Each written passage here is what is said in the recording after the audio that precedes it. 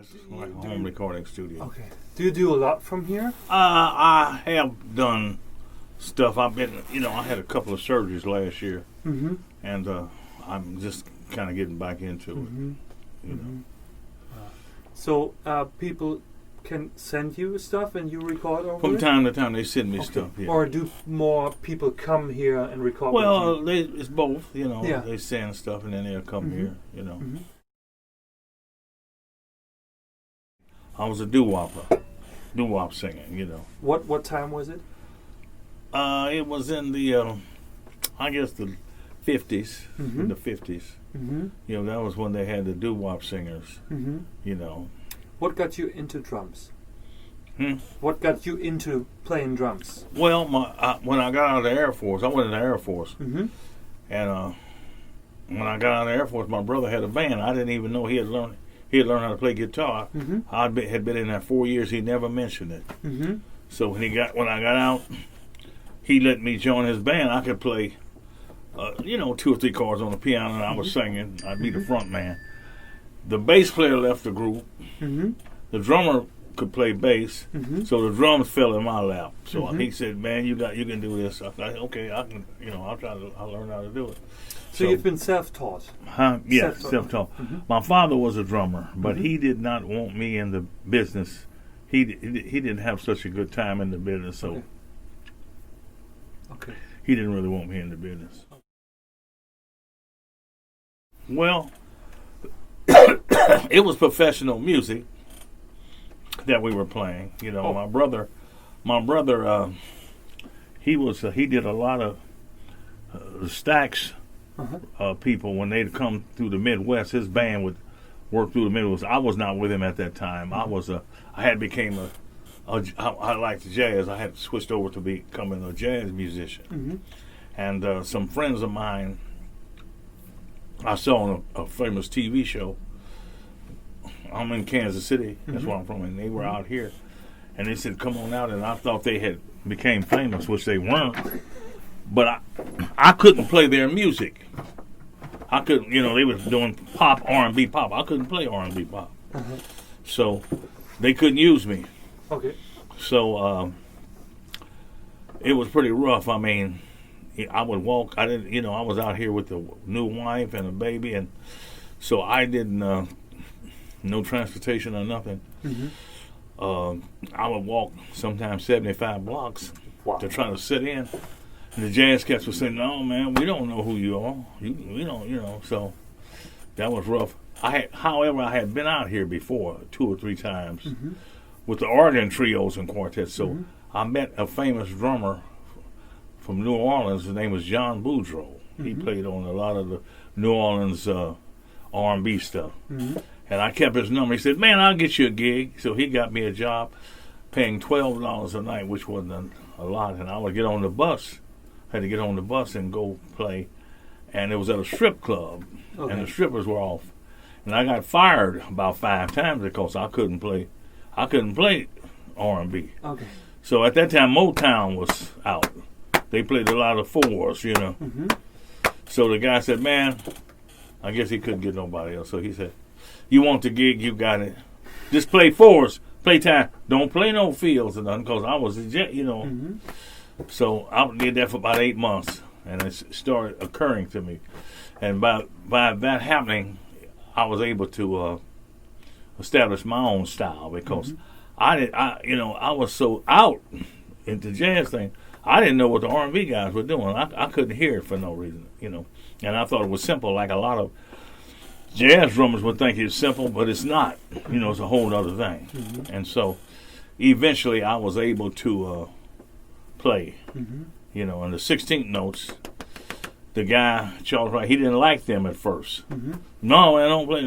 So, but the 16th notes got him a hit record, so he was happy, about that. It was between swing and straight. So, like, I worked on it, and it became natural, How did you work on it? Well, I would work on trying to swing the 16 notes. Okay. So I would work on Because, see, Kissing My Love, the record that I played with Bill Withers, it was a shuffle when he first learned it. And, we turned it in.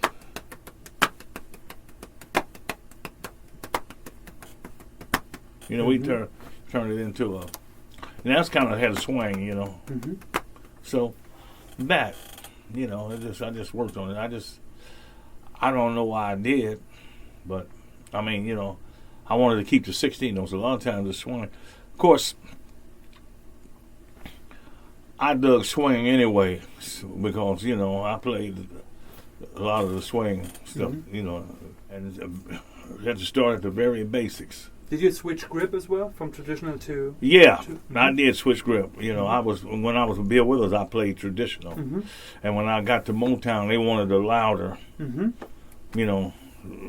with Bill Withers, it was more sensitive in a way of speaking.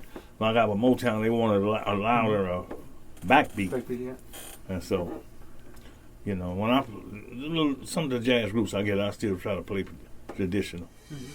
A warm and cozy fireplace, and it's just me and you as we move from the couch to this basket rug. What's it leading up to? You're sipping your wine, I'm having my brew. Tell me, what could be the next thing on the menu? Now I don't. Well, I was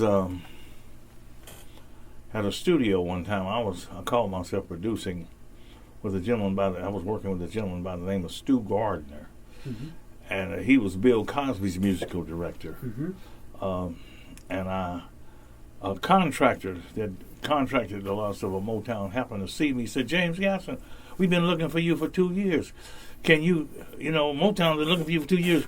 Can you read music?" I said, "Yeah, I was lying at the time. I was lying at the time, because I didn't think it was going to be no big thing, and I didn't think that they would call me, And I started getting the calls, and I think about the first 12 sessions, it was a disaster, I thought. I didn't really think that I did that great. But what it was, the producers, at first, they didn't really want me as a drummer. I had sang a record that was a hit record that they knew it was me. My name was the band leader, Charles Wright, had people thinking that he sang it. Oh, okay. I thought the world had ended when I sang this record and it became a hit record, and nobody knew it was me. A lot of people didn't know it was me. And even when we would be doing the live engagements, we opened up for the Temptations, the horns would be in front of me. And the leader would be on the piano. He'd be moving his mouth sometimes. So, wow. Okay. Yeah, it was a little strange.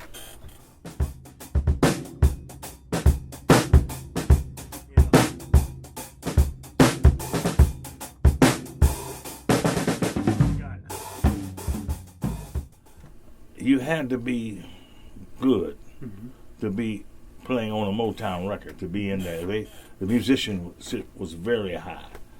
And I remember I'd be in sessions where somebody would be getting their part, and they would call them out and pay them half the wage and get somebody else.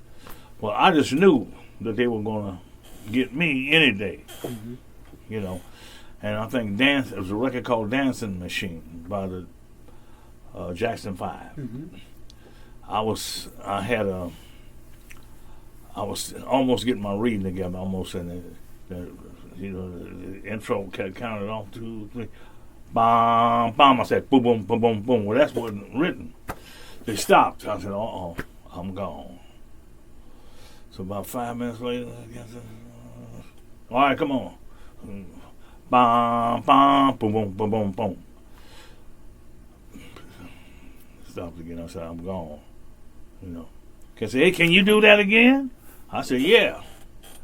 So I did it, and I was so nervous that bam, bam, bam, bam, da, I'm playing bam, bam, I'm playing on the beat, bam, da.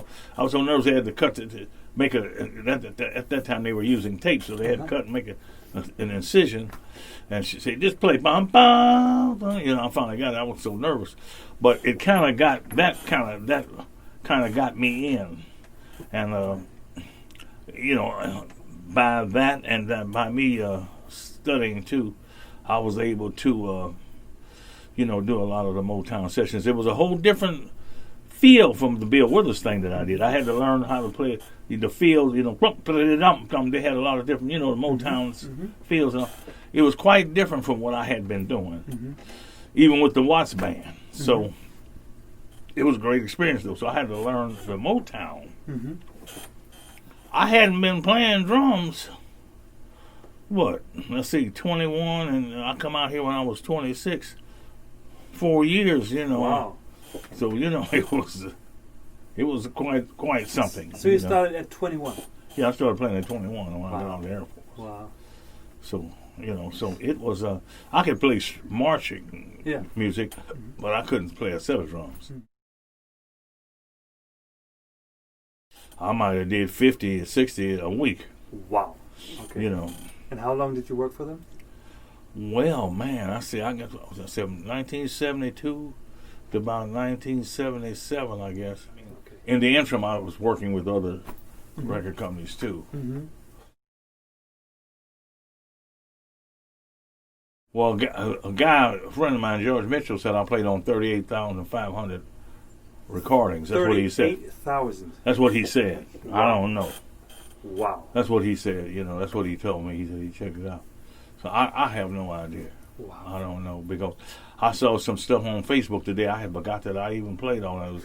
It was a gospel, pop gospel presentation that they had, called Soul Mission, and Mavis Staples was singing on it. Okay. And I had forgot all about it, and it was on Facebook. I said, "Hey man, I came across this," and there it was. I had forgot all about that. Wow. I wanna see you, girl. I need you. Everything's gonna be alright. Did you see I was meant for you, and you were meant for me? Well, I listened to it, and lately I've been in situations like that where I listen to it and I just play along with it. Very basic. Maybe up until I start to feeling something that would be good with the bassist and the guy that's playing. Say if it's a guitar. Or the keyboards, whoever has the dominant part, to try to feed that and still leave room for the vocalist, if that would be the case, if it's a singer, But I try to make the vocalist comfortable, because I was a vocalist, and I know that time is an essence for a vocalist, because he rides on that, so.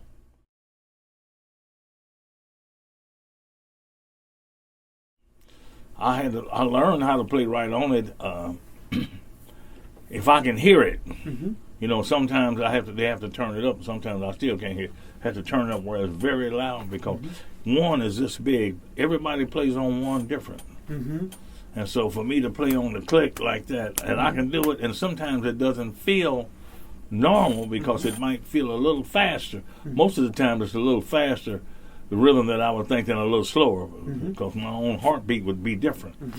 But usually it works out, So you prefer to play a little laid back then? Whatever way. It's recording, I have no preference, because I played on a lot of records that had the click on them, and a lot of records that had